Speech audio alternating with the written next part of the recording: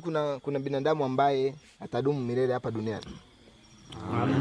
Hapana. Hivi kwa mfano unao utajiri mwingi, una pesa nyingi, ukifa unafungiwa kwenye begi unaenda nazo?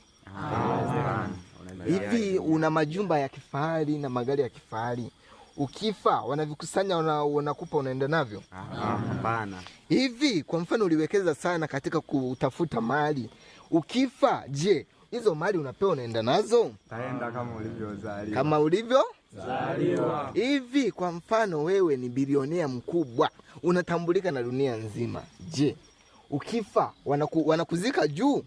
Hapana. Utazikwa wapi? Chini. Kwa nini usizikwe juu na wakati una pesa ya kutosha? Naona? Auziki wapi? Juu. Unazikwa wapi? Chini. Kumbe ukiwa na pesa nyingi, una mali nyingi, bado wewe ni wa wapi? Ni wa chini. Kwa hiyo wanadamu wote mnaonisikiliza,